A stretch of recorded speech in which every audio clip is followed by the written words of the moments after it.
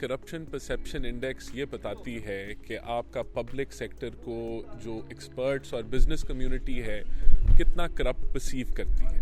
और पीएमएलएन के दौर में ये कम तरीन सतह पे थी और फिर पीटीआई के दौर में ये बुलंद तरीन सतह पे गई, जिसका मतलब है कि करप्शन बढ़ गई। और फिर पीडीएम के दौर में इसके अंदर बेहतरी आई।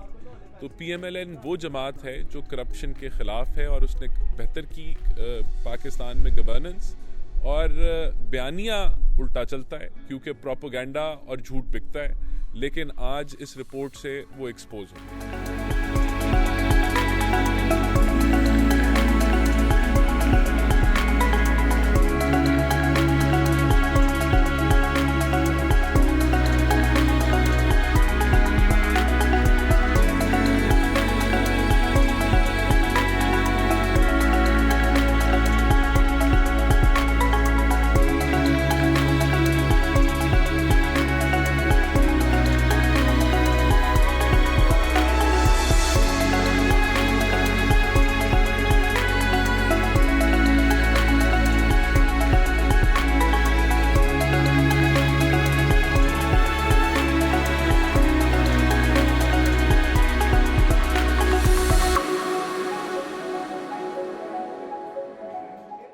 40% पॉपुलेशन 9-9 करोड़ जो है इस वक्त वो सतह गुर्बत से नीचे जी रही है। 40% बच्चे स्टंटेड हैं, आपके 2.5-3 करोड़ बच्चे आउट ऑफ स्कूल हैं।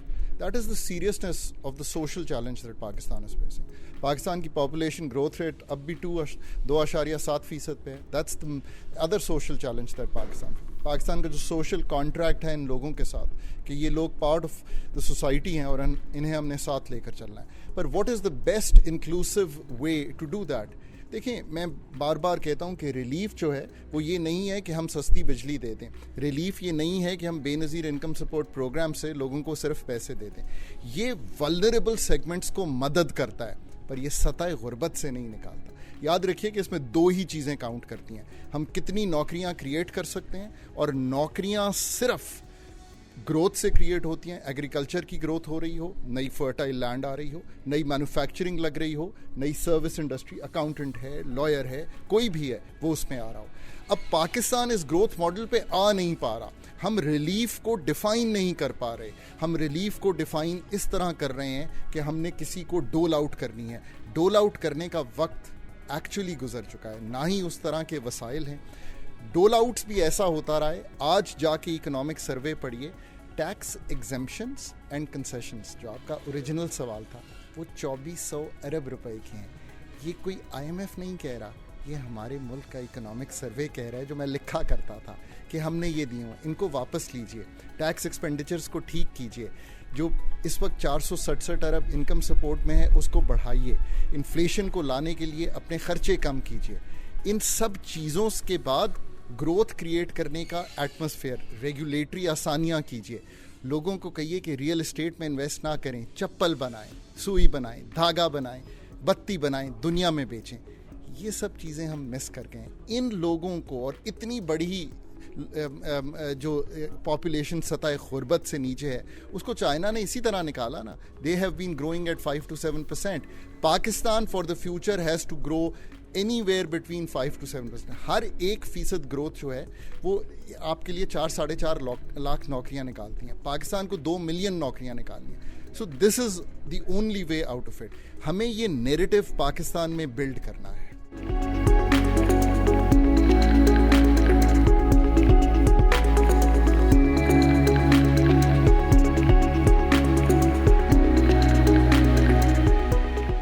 देखिए, टारगेट तो हमारा है कि हम इसको टॉप 50 में लेके आएँ, जो सच्ची बात है। ज़ाहिर है स्ट्रक्चरल चेंजेस की ज़रूरत होती है। ये जो मसाइल हैं ये बड़े डीप रूटेड होते हैं। तो आपने देखा है कि एक साल में अगर हमने 7 दर्जे बेहतर की है, तो इंशाल्लाह आने वाले सालों में हमें अगर हुकूमत मिलती है, और ख़ास तौर पे अगर हमें इंडिपेंडेंट हुकूमत मिलती है और सिंपल मेजॉरिटी मिलती है, कम कोalition मिलती है। अभी तो 17 कोalition पार्टनर्स से सबको आपको देखना पड़ता है, एडजस्ट करना पड़ता है। मुझे यकीन है कि अगर शहबाज साहब को सिंगल हैंडेड मिलती तो हम इससे भी बेहतर कर पाते। तो अगर हमें मिलती है तो हमें पूरी उम्मीद है कि हम इसको मज़ीद बेहतर करें। देखिए, नौजवानों के लिए जो है वो 2013 में पहली दफ़ा मियां नवाज शरीफ साहब ने, मैडम मरीम उसकी चेयरपर्सन थी, पीएम यूथ प्रोग्राम शुरू किया था। वैसे क्योंकि ये सूबाई चैप्टर बन गया हुआ है तो उसके अंदर वो पाकिस्तान का पहला कॉम्प्रिहेंसिव यूथ प्रोग्राम था। फोकस जो है वो ये है, इस वक्त जो हमें नज़र आता है नौजवानों का सबसे बड़ा मसला वो एम्प्लॉयमेंट है। महंगाई भी जो होती है ना वो रिलेटिव होती है। अगर आपके पास पैसे हैं तो आपको चीज़ महंगी नहीं लगती, नौकरी है तो महंगी नहीं लगती, अगर नहीं है तो फिर रोटी भी महंगी है और सारा कुछ महंगा है। तो अगर हम लोगों की एम्प्लॉयमेंट, लोगों की जो रोज़गार है, अगर हम उसको इंश्योर करें तो मेरे ख्याल से कि ये सबसे बड़ा इस वक्त यंग लोगों का मसला है।